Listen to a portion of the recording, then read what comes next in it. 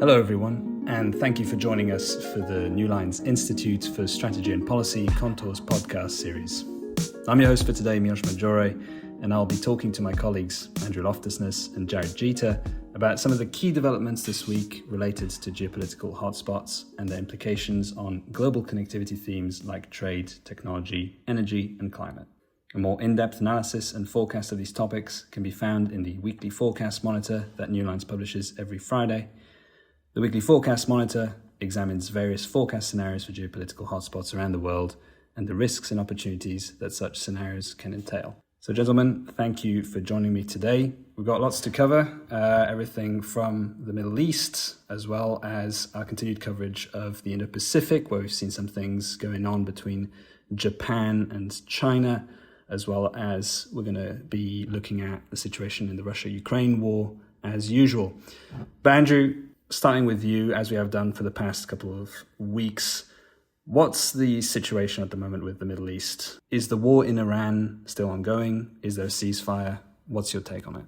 Yeah, that's a great question. And realistically, it's one that we need to keep asking ourselves every few hours with this particular conflict. So we'll start with some facts just to frame the conversation. But the latest is that Trump has indefinitely extended the ceasefire with Iran. So I'll just remind listeners that the original ceasefire was for a 2-week period, which in that case, it would have expired yesterday, April 22nd. Trump announced that he was extending the pause indefinitely upon request from Pakistani mediators who are currently pushing for another round of direct talks between the U.S. and Iran in Islamabad. Interesting point there. There was a lot of back and forth discussion, or perhaps we could just say confusion in the media, and I think perhaps from the White House itself this week, if those talks were going to take place. Is the vice president going to get on a plane and fly to Islamabad or not? And at various different points, it looked like, yes, these talks are happening. The plane will take off, and then it was canceled. From what we can tell, more or less last minute. Now, the president of the United States remains optimistic in his tone that talks will take place. The Iranians are saying they cannot do so as long as their country remains blockaded by the U.S. So that's where we find ourselves currently, at least at a very high level. So, I mean, what do you think about this blockade? I mean, if that's what the Iranians are citing as their main deterrent to negotiations, do you think the U.S. is just going to continue, or are they going to cave in? What's going to happen, do you think? Yeah, I mean, another good question. And to go back, tie it into your first question, is the U.S. at war with Iran right now? Is there a ceasefire? Yes, there is a ceasefire in place. There are currently no F-16s or any other sort of aircraft bombing Iran right now. However, the U.S. has blockaded Iranian ports right now. I will remind our listeners that a naval blockade of a nation's exports is an act of war, right? If that is the only thing the U.S. was doing or had done, it would essentially be at war with Iran, right? Now, at that front, things are quite tense still in the Strait of Hormuz. It is a kinetic situation. The IRGC, the Islamic Revolutionary Guard Corps, fired upon at least 3 vessels transiting the strait this week and seized 2 of them on April 22nd or 23rd. I had to double check that date, but they did in fact seize 2 vessels, and the U.S. intercepted 3 Iranian-flagged oil vessels very far from Iran in waters near India, Malaysia, and Sri Lanka. Right, so this war. One of the opening acts of this war was the U.S. sinking an Iranian ship. Again, very far from the area of operations, so to speak. And this conflict, again, is there a ceasefire? Yes, but there's still kinetic action happening across the globe. Yeah, Jared, did you want to come in on this as well? Yeah, I think it's really important to kind of focus on the way that the diplomatic peace process has been occurring.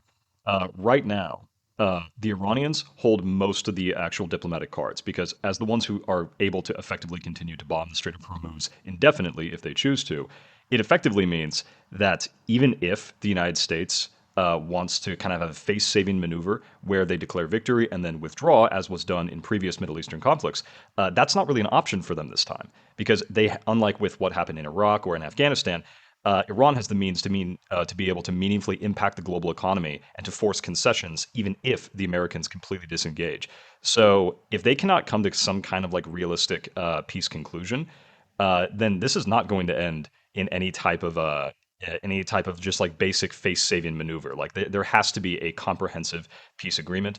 And given that the kind of sporadic and constantly will they, won't they type of negotiations that have been going on with the U.S. and Iran, it seems that the United States is going to have to kind of come to some realistic, maybe not concession, but they definitely are going to have to be able to establish some type of legitimate peace deal with the regime. Like this idea of like this kind of long-term America oriented government regime change in Iran, like that's just not a realistic goal at this point.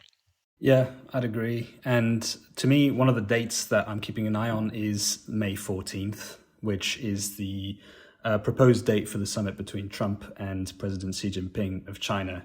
And why I'm saying this is because last time, the summit was initially scheduled for early April, and that got postponed because of the Iran war, because Trump didn't want the Iran war to interfere with negotiations with China. And now we're seeing that if this drags on further, I'm just wondering whether or not that is going to have an impact on the decision to carry the summit forward. I don't think that's something that either side wants to do. I don't envisage Trump certainly wanting to postpone it again. So it could be that he will declare some temporary ceasefire as a victory just for the purposes of having that summit go ahead.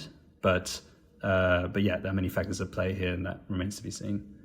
Yeah, and I'll just add to that. I think, another one of the defining characteristics of this past summit, the first one, and this next one, which might or might not take place, is that from what we can tell, there's no institutional process behind it, at least in the U.S. side of things, right? Typically, someone like the president or the vice president would not show up until there was at least like an 80% solution, right? If not a deal essentially already in the bag, and then they show up to cross some T's and dot some I's. The Trump administration does not function that way. That's a fact. And the reason I bring that up is because what I'm asking, if we're trying to figure out, okay, what is the likelihood of not just a ceasefire, but an actual, like Jared was talking about, an actual permanent peace deal being agreed to, is that diplomatic work being done? Are those negotiations being worked through when these summits get canceled? Right? Typically, historically speaking, that would be the case. And right now, I don't think it is. And I think that we can draw some conclusions from that about the likelihood of a permanent peace deal, at least one that heavily favors the United States in the near future. Yeah, and kind of building on what Milos was saying, talking about the way China is perceiving this. China is like unambiguously going to be the one that's coming out the most ahead from the Iran conflict because what happened with the end of USAID last year pushed a lot of the developing nations in the world more toward China's orbit. And now the Iran war dramatically affecting oil prices and the global reliance that, or the global economic system that relies on that. Now that's pushing a lot of the more developed nations toward China. The European Union in particular has become very hurt by this, and they are developing stronger ties with China or even starting to buy Russian oil again out of desperation. So it's like this war is dramatically reducing not only American soft power, but a lot of their hard, actionable alliances. This war is really pushing the developing nations away from the kind of rules-based world order that was kind of established after the end of the Second World War and kind of forcing them pragmatically to more align or become permissible with autocratic regimes because they just don't have the economic ability to survive both pulling away from America, China, and Russia all at once. They're having to pick sides. And this war has really destroyed a lot of America's institutional alliances.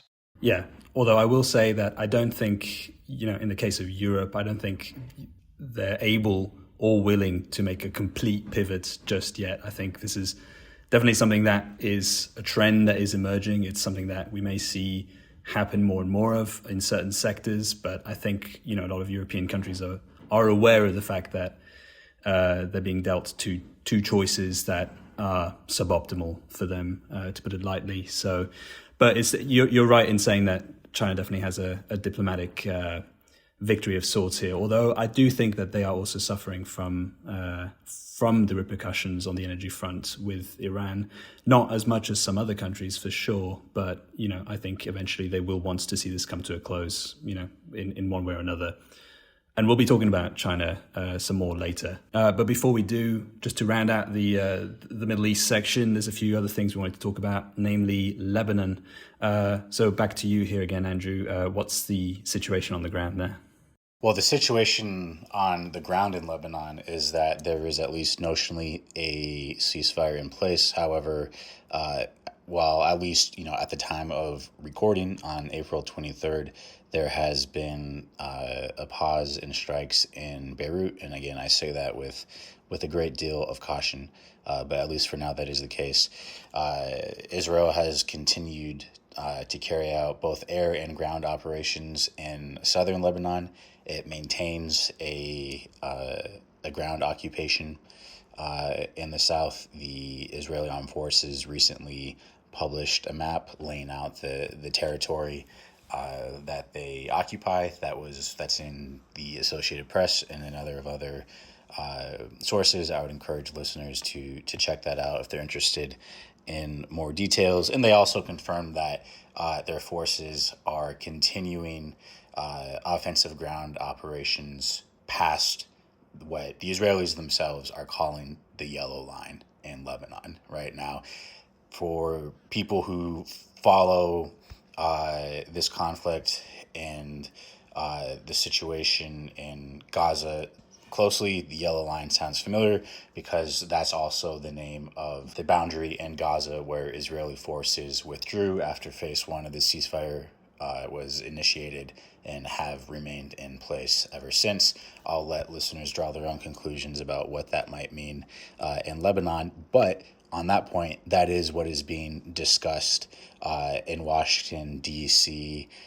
Today. So the Israelis and the Lebanese are due for another round of direct talks, historic talks, really, we should note, today at the White House. That's scheduled to take place at 4 p.m. local time. So I'll note that has not happened yet. There's a chance that could be called off.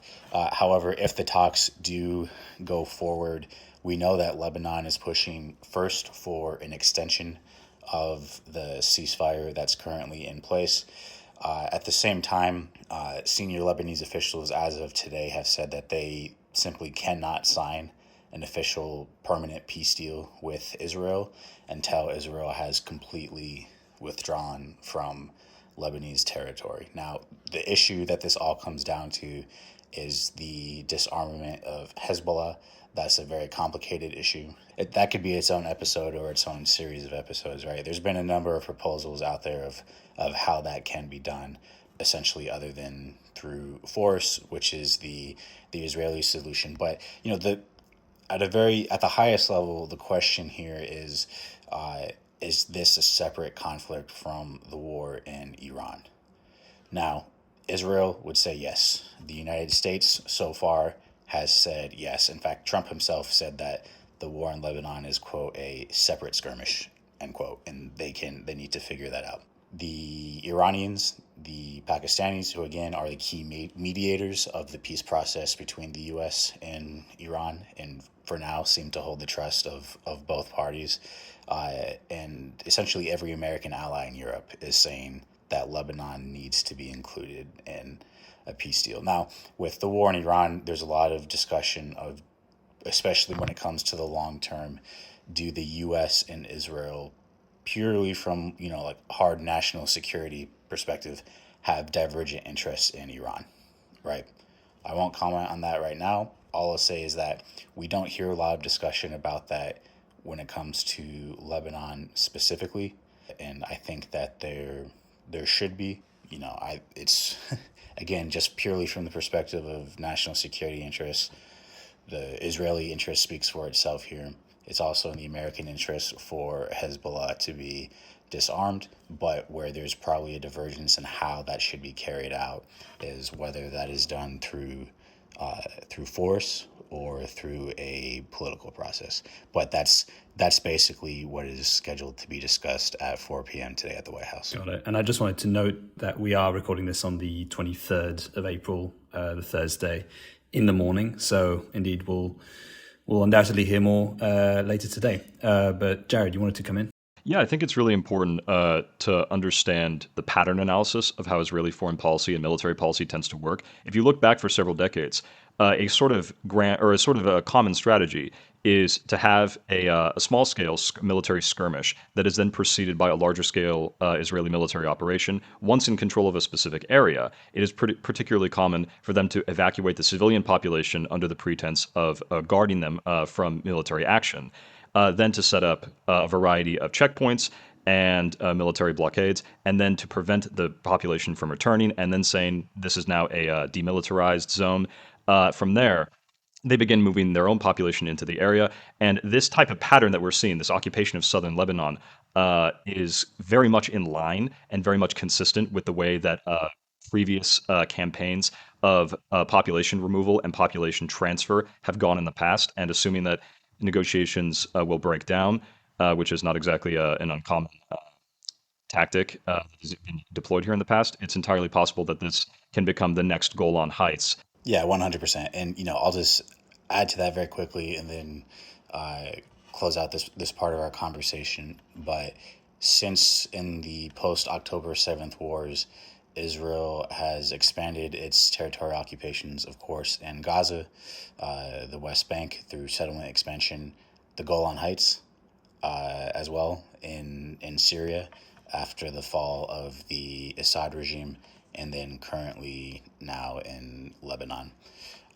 But to close things out in the Middle East this week, we, of course, have to talk about Gaza and the West Bank. At least 2 Palestinians, including a 14-year-old boy, were killed by Israeli settlers who opened fire on a Palestinian school in the West Bank, and at least 7 Palestinians were killed this week on April 21st in Gaza.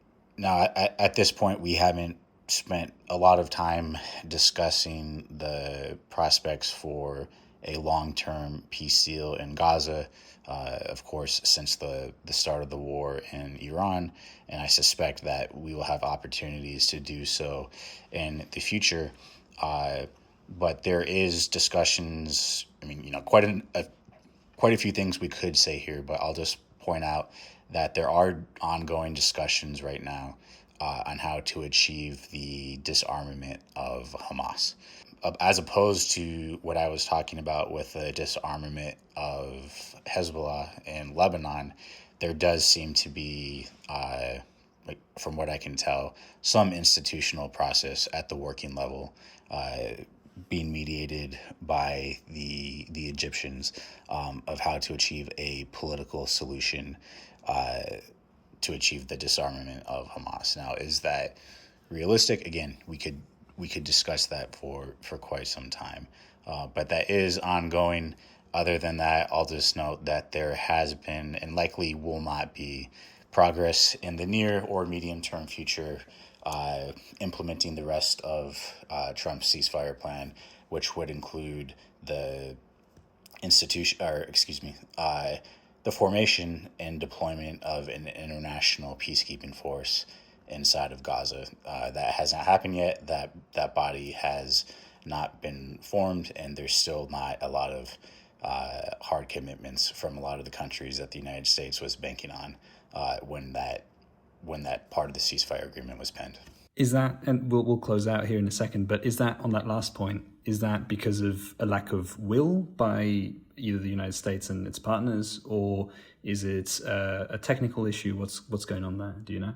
Good question. Well, there's a few things going on. One, if Israeli forces are still present in Gaza on the ground to any extent, the question is, does an international peacekeeping force then de facto become part of an occupying force, right? And a lot of the countries that the United States would be counting on to contribute ground forces to this proposed body are not willing to come near that line, right?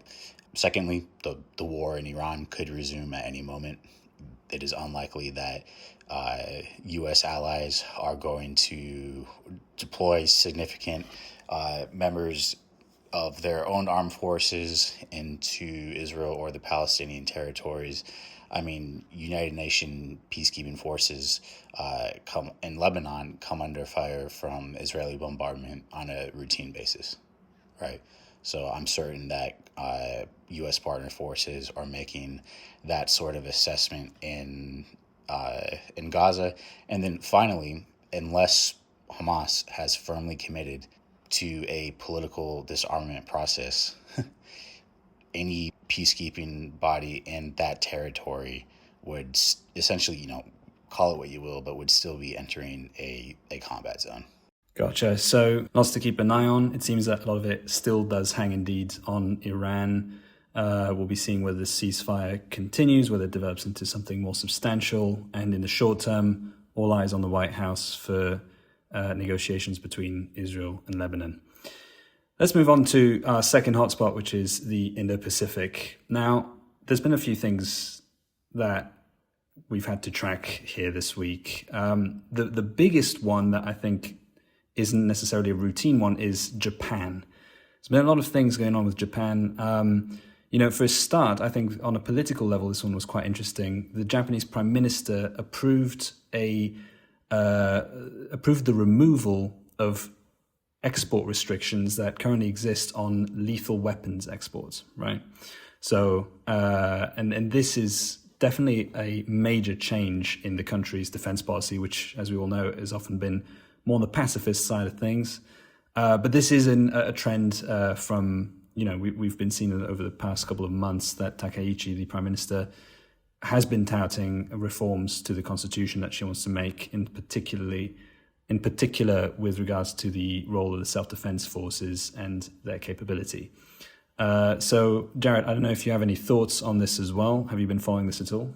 Yeah, this is a really interesting situation because there is a strong correlation in Japanese politics between a more martial society and the advocation that they should get rid of that article in their constitution that limits them to only self-defense. There's a strong correlation between that and the developing kind of more nationalistic right-wing policy that we've been seeing from the further right aspects of the ruling LDP party, which is where, of course, Prime Minister Takaichi hails from.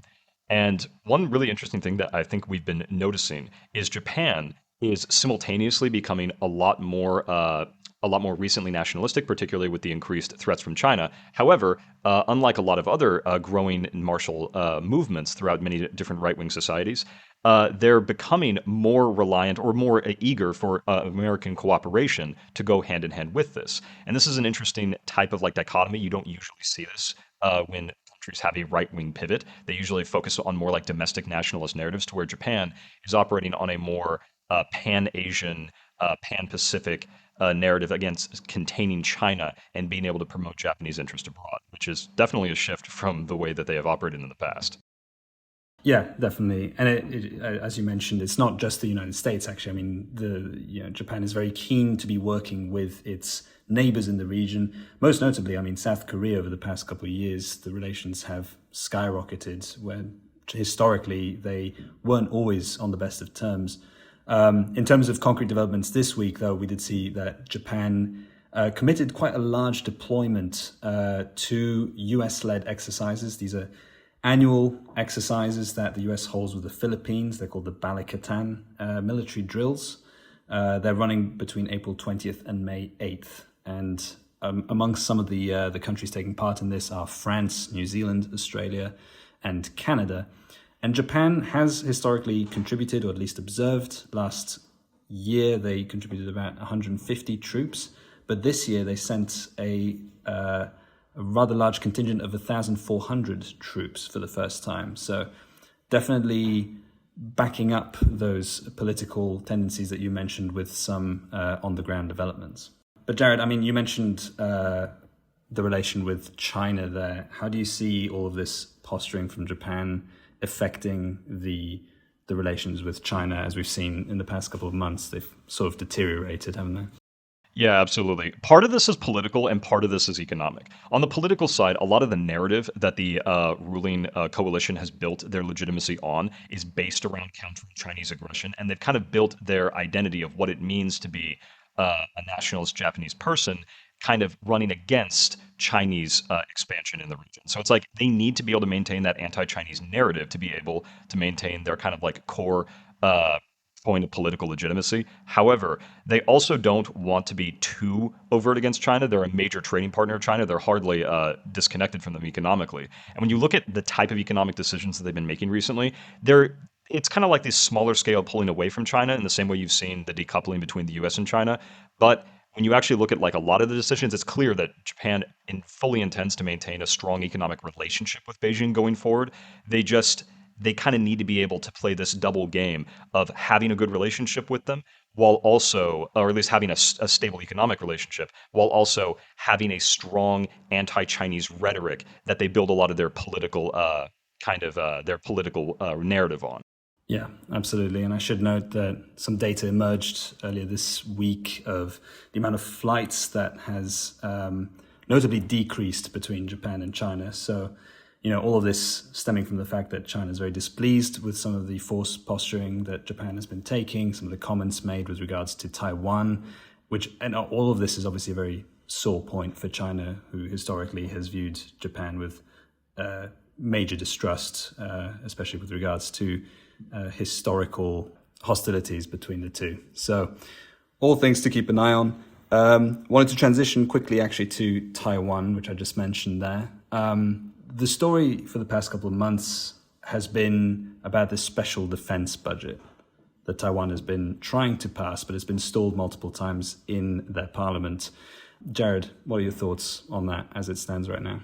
Yeah, as of right now, the defense budget is wrapped up actually less so in the actual necessity of what the Taiwanese military needs, and much more so in the political narrative between the DPP and the KMT. Effectively, what this entire fight is kind of boiling down to is the KMT is adopting the narrative that as China becomes stronger in the world, as many more nations are pivoting to them diplomatically, the DPP's argument about being able to maintain a strong like worldwide coalition supporting Taiwan is becoming less viable. That's the claim the DP or the KMT makes. As such, they're trying to say having a larger military budget is only going to be antagonistic to China. So their argument is if you have a smaller budget, if you're more amiable to China, if we're not so developing so many strategic strike weapons like submarines or HIMAR launchers, then they feel that it'll keep Taiwan safer. The DPP argues that, of course, the exact opposite. They say, Ukraine tried to be amiable toward Russia, and we saw how that turned out. And there's this big fight about what will actually keep Taiwan safe. And this is also deeply affecting Taiwan's diplomatic relations, especially with their most important partner, the U.S., because America, just recently, a U.S. envoy just met with KMT leadership to try and convince Qing Li-wen, the KMT chairwoman, to adopt the American military packages. And of course, America wants this not only because the American government has been historically a little bit more pro-DPP in its diplomatic negotiations, but also because America right now wants to be able to offload more of the military equipment. They're trying to increase the sales. They're trying to be able to support the military industrial complex, which of course this transactional nature is very important for the Trump administration. So there's strong U.S. pressure to get them to adopt the stronger military defense bills. But of course the KMT is resisting. And this is really coming ahead. Everything that's going on in Taiwan right now, particularly, this literally was the basis of President Lai Ching-te's impeachment proceedings, that he refused to sign these bills. So this is something that's really coming to a head in Taiwan. So what do you think about the future of this defense budget? Are we going to see it passed at all? Do you think it's just dead in the water? What's your take on that? So the KMT, as the opposition party right now, they cannot just meekly capitulate to the DPP's demands without it sabotaging their political survival, especially since they're trying to build this argument for the upcoming election. So they have to walk away with some type of a concession. It's not even an option for them because they're the ones that are not in power. So they have nothing really to lose by holding on a little bit more, particularly since this bill does not actually meaningfully affect the day-to-day lives of the Taiwanese people, which are becoming increasingly more apathetic to cross-strait relations and a lot more interested in domestic economic concerns. So the KMT is in a stronger position here by holding off.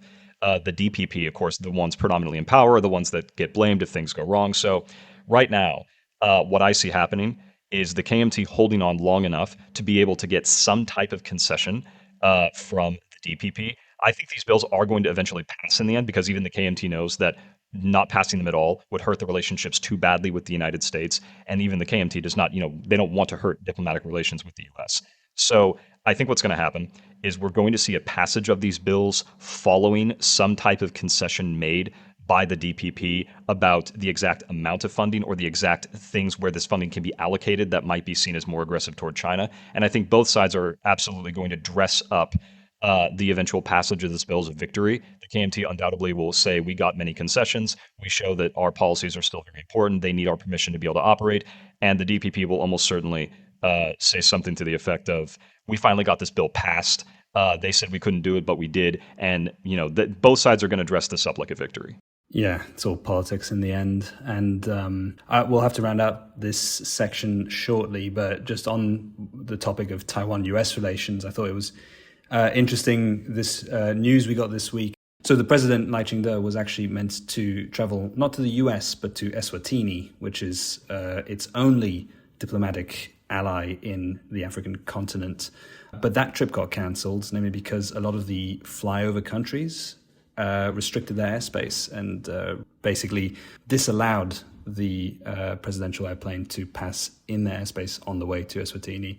And this, obviously, Taiwan came out and said that this was due to China pressuring these states to do so. The US and the EU have come out basically expressing their concern and stating that if this is true, if this is what China has done, then obviously that is a matter of great concern and something that is a bit of an overstep in the relations and cross-strait relations. Now, back to your point, Jared, at the very beginning with Iran, I think as the US war in Iran carries on, as we see more and more opportunities for China to point at the US as a breaker of international law, I think China is going to find it easier to push back on these kind of claims, which of course it has in this case. Yeah, absolutely. And when you see what's been going on with China and Africa, this is like, we talked about this very briefly during the beginning, but I think it's important to really kind of emphasize this point, is after the end of USAID, a lot of this money that was going into the maintenance of various developing nations, now, after it ended, they really had very little choice but to pivot to China, particularly since a lot of these nations is heavily autocratic regimes. They don't really care where the money's coming from as long as it's arriving. And what we're seeing is Eswatini is one of the many places that was really hurt by this, and they were forced to economically pivot to China. And now this type of actions grant Beijing a lot more influence. So when the Taiwanese president wants to be able to make a trip to one of their diplomatic allies, suddenly it doesn't happen because now this country is a lot more economically reliant on China. So it really kind of shows how interconnected everything is and how these decisions made in the U.S. often have like these worldwide implications in ways that you might not think. Yeah, absolutely. And we'll be keeping an eye on, as I said, the upcoming summit between Trump and Xi, assuming that takes place. There's a lot of things that will be covered undoubtedly. I'm sure that Taiwan will show up in the negotiations, although they will be primarily focused on trade. Just a quick update on that. The Commerce Department Secretary Howard Lutnick in the US stated that as of yet, NVIDIA, the microchip making company in the US, hasn't sold a single H200 advanced chip to China. And that is despite the sale being greenlit earlier this year on the US side. And now Lutnick, he states that it's because Chinese firms have not been getting authorization and licenses by the Chinese government to purchase the chips, which tracks with China's continued prioritization on developing technological self-reliance. This is something that Trump had fought relatively hard for to get those chips across. So undoubtedly that will also factor in the negotiations. So we'll be tuning in for more as that shows up. And then finally, just wanted to pivot back to you here, Andrew, on the Russia-Ukraine front. So lots going on there. Give us a sense of what the situation in Europe is like at the moment. Yeah, and in fact, I think we will spend most of this conversation talking about the situation in Europe outside of Ukraine, of course, how it relates to the war in Ukraine. in that context, I just want to note that the situation in Ukraine, of course, remains as tense as ever. Russia continues its attacks against Ukrainian energy infrastructure, and vice versa. The Ukrainians are doing so in Russian territory, and they continue to expand the geographic scope of those attacks. And of course, the situation at the front in Ukraine remains incredibly difficult. The Russians have recently claimed the Ukrainians disputed this immediately thereafter, but the capture of territory in the Donbass region, and the Ukrainians recently have reported the capture of territory that had been occupied by Russia in the south of the country. But today there's some updates in the rest of Europe that I think we should spend some time talking about. So the German defense minister, Boris Pistorius, recently at a press conference presented details of a defense realignment plan for Germany, which he is calling the Responsibility for Europe plan. There's quite a bit in that name, I think. And basically, this outlines Germany's plan to counter Russia's security threat. And the defense minister was very explicit in saying this plan and this entire realignment of our defense posture and capabilities is specifically to counter the Russian threat, which he called, quote, the most severe and critical threat to, of course, Germany, his primary concern, and as we can tell from the name of this plan, Europe as a whole. Some specifics of the Responsibility for Europe plan. Overall, the Germans are trying to modernize their conventional capabilities and expand the actual size of their armed forces, the number of personnel that they have in uniform. Pistorius is saying that he wants the German army to be the largest and the strongest army on the European continent by the mid-2030s. So specifically, this plan calls for a force of at least 460,000 German soldiers. The number of active duty soldiers staying in the German army currently stands at 185,000 plus, so a significant expansion there. In addition to 60,000 personnel currently in the reserves to 200,000 planned reservists by the mid-2030s. Of equal importance, the plan also calls for Germany to assume a much stronger leadership role in NATO. Now, there's a few reasons of that. And just to go back a little bit, actually, I think that even the Biden administration, so, clearly we're talking about before the start of the war in Iran and, the entire region in the Middle East, I think even the Biden administration had a difficult time at defense summits and contact groups in Europe, getting its European allies to get on board with pivoting to Asia and treating China as the primary threat to shared Europe and U.S. national security interests. From the European perspective, there's a conventional war in their backyard, and there's a hybrid war in their a gray zone war in their territory, their airspace, and their cyberspace playing out right now, right? Fast forward to the current global situation with the war in Iran and the diplomatic tensions and fallout we've seen there between the United States and its European allies. I think this press conference from the German defense minister is quite notable. And I think there's this question, and I think from the European perspective, there is no question actually that the American leadership role is faltering, and the Americans themselves under the current administration are stepping back from it. Who on the continent can, I won't say fill that gap, but step up and begin to move in that direction? And it looks like this is Germany's answer to that question. Yeah, and I know that this follows recent comments that Ukrainian President Zelenskyy actually made, where he was saying that he was acknowledging what you just said about the the faltering US role in European security, or at least the perceived faltering US role, and the fact that he envisages a potential structure of European defense that stems outside of the European Union that could involve Turkey, Norway, and Ukraine and the UK as key contributors to this bloc. Wasn't clear whether he was talking about within NATO or as its own separate entity, but certainly interesting that you're right. The issue is definitely being discussed on a serious basis. Jared? Yeah, one thing that I think is really important to kind of highlight too is as America kind of falters with its European commitments, like it's natural that there's going to be a movement to try to fill the gap. In an immediate sense, though, like the type of kind of systemic recreation of European militaries into something that is like really a standalone force is something that takes decades, because so much of NATO has been built around the American like doctrine and like supply and cooperation with the US.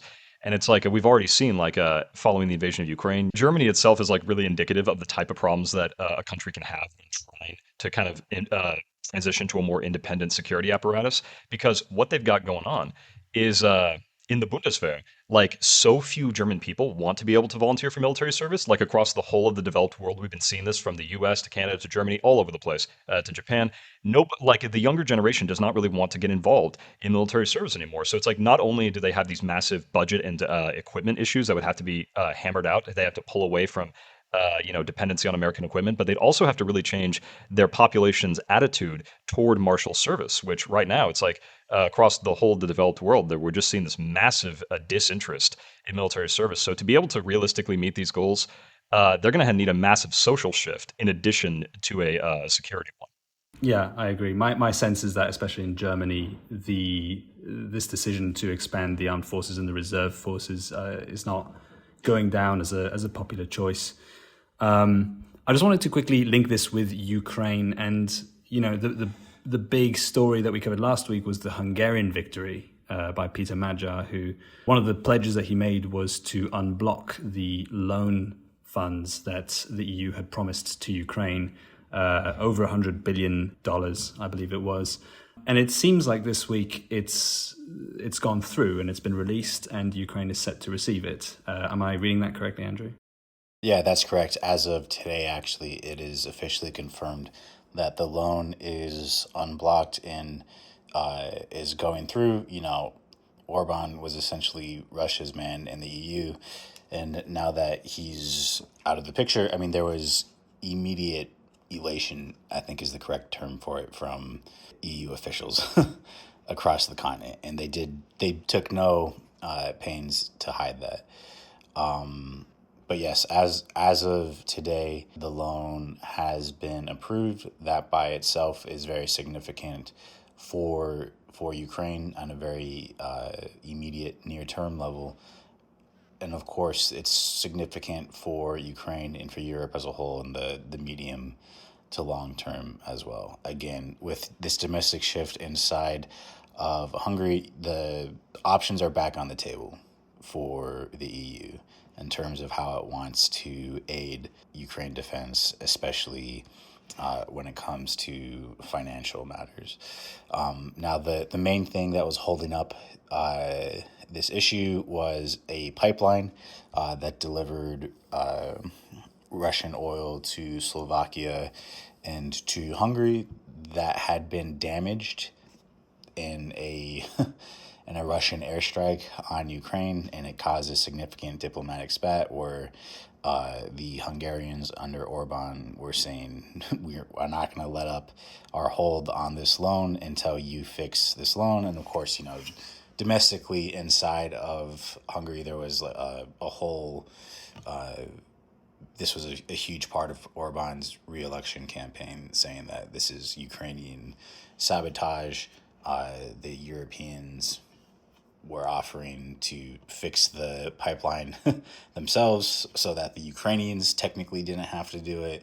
The flow of energy could be restored, and then the Hungarians could lift their hold. But of course, now Orban is out of the picture. The pipeline has been fixed. The flow of oil has resumed, and the loan has been approved. So that's where we stand today. Yeah, it is interesting how this loan seems to have been approved and delivered right before we got the news from election results in Bulgaria. I don't know if you saw what was going on there. It was essentially the former president of Bulgaria, who actually ran again for prime minister, Rumen Radev, and he secured 130 out of the 240 seats. Now, his party is, describes itself as leftist and progressive, but Radev has notoriously previously refused to condemn Russia's full-scale invasion of Ukraine. He's criticized sanctions against Moscow.